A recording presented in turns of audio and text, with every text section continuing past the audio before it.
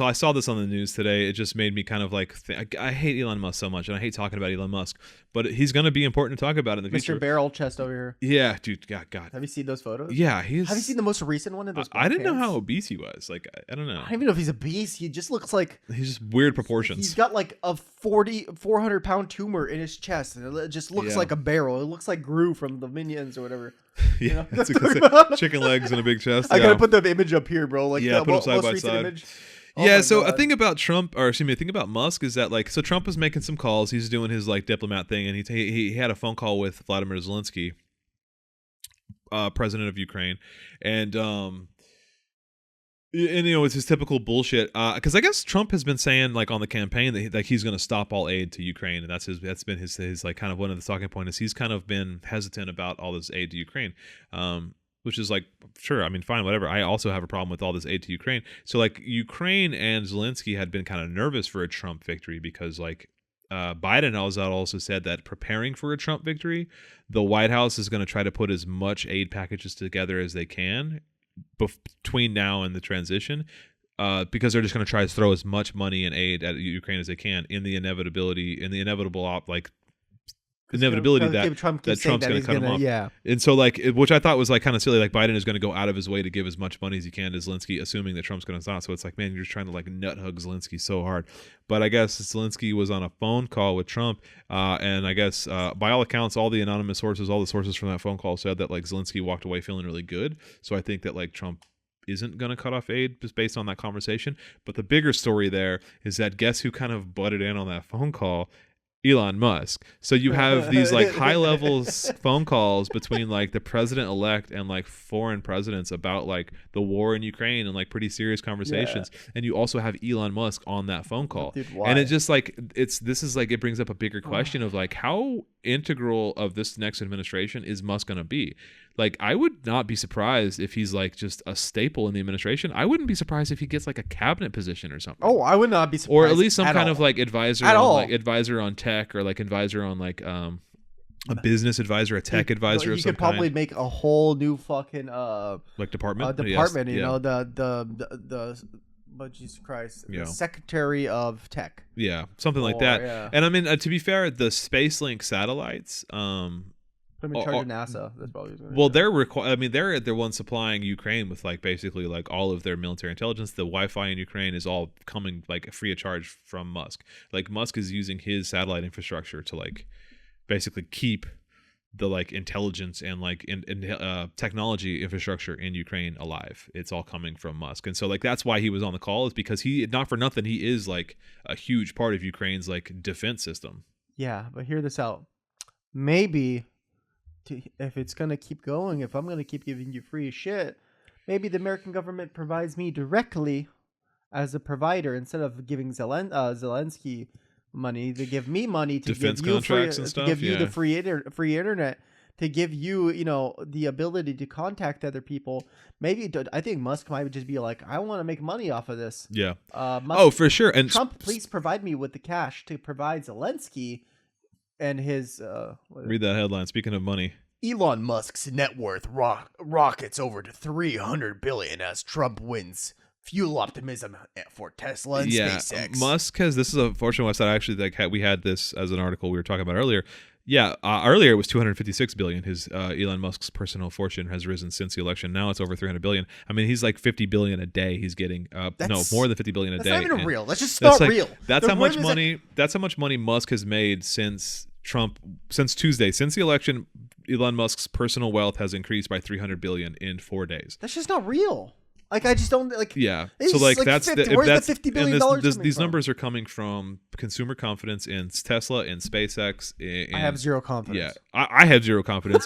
But, like, consumer confidence in the market has, like, the stock value of all of his companies has skyrocketed since because, like, Trump and Musk are inextricably linked now, and, like, for good or ill, Musk is a part of this administration. Well, that's what I'm saying is not only because you were talking about earlier about how Musk is now like one of the biggest contributors to Republican campaign. Oh, he's donations. he's a Republican mega donor. Well, yeah, he's a Republican mega donor now, and that's not for nothing because he expects a return from it. And that return could easily be something like this. As dumb as Musk is, he wouldn't just give $75 billion to Trump without like a deal worked out, without some kind of negotiation of I'm giving you $75 billion in return. I want $150 billion or what? I don't know what a position, defense contracts. I mean, who knows what was said between Trump and Musk, but something was said. Like you don't give 75 billion to a politician without expecting something in return, right? Exactly. And as dumb and as notoriously bad a businessman as Musk is, even he's not dumb enough to just give away $75 billion. He's dumb enough to give money. He gave away $44 billion for Twitter, but 75, maybe, I don't know. Maybe he is dumb enough because he did give away $45 billion for Twitter. But here's the thing. It came all back, apparently. He didn't even have to do anything, right? But here's the thing. That's fair. That's a good point. Here's the thing about like Musk. I was going to say it. Lost train of thought. Yeah. Well, in general, Musk is not just... Like, for example, he's not just about money. He's about power, right? So that Twitter wasn't a flex to make more money. Twitter was an control opportunity. The media. Yeah, a lot of reasons, sure.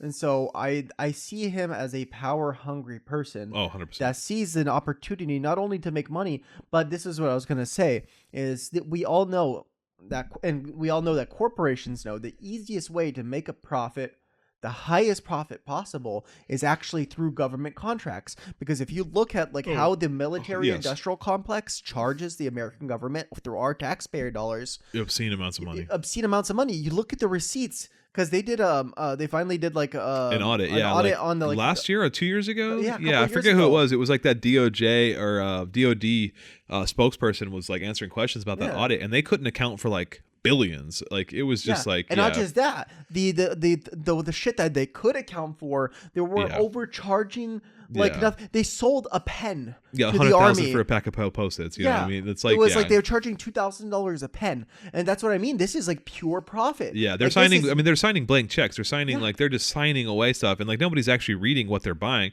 And so like Lockheed and Boeing or whatever. Yeah, they're fucking padding those invoices. You know what I mean? For sure. And so like Trump wants in on that sweet defense. And so money. Does Elon. Yeah, that's what I mean. Elon. Yeah. And so if Elon's like thinking like man, I can't. Who am I going to sell SpaceX to, right? Director of Space Force. There we go. Oh, my God. That's what he's promised. Oh, my God. That's my prediction. Elon Musk, Director of Space Force. Or General or whatever that's a legitimate branch of our military General now. of the Galactic Force. Yeah, that would be so fucking perfect for Elon Musk because that's like how an Elon Onion Musk. Article. Yeah, like that is an Onion article, dude. Man. Yeah, but like that's like Elon Musk sees himself as like some like Star Trek captain or whatever, and so like I bet you, God damn it, I Star Trek was like set in a fucking. I feel it in my bones. Utopia. Yeah, except that's the thing is like I think more it was like Cody Johnson who said that is like they want this to be like he wants to be the Sith. They want this to be Star Trek and they want this to be all this like futuristic stuff, and it's like in every one of those examples it's like a socialist utopian society, and it's like you don't actually understand those things or you don't really want those things.